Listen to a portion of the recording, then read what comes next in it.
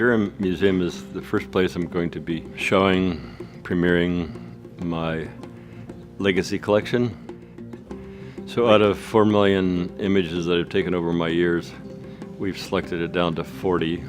I grew up in Grand Island, where I was born. My parents were born there, my grandparents were born there, my brothers were born there, and my father was an avid hunter on the Platte River, and I spent from pretty much year one until 30 or 40 years later when I sort of traded in the gun for a camera.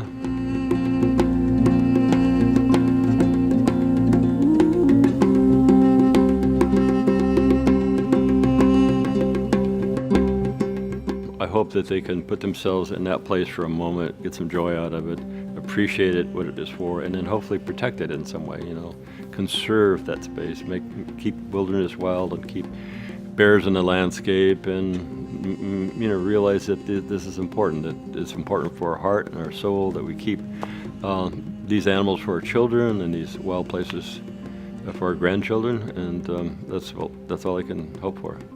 I would have never dreamt about having a show of this magnitude in my hometown.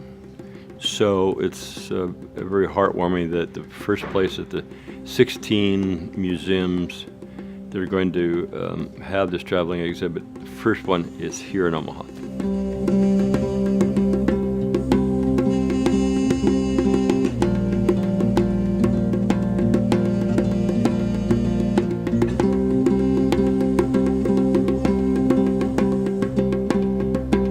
My name is Tom Mangelsen, and this exhibit is titled Life in the Wild.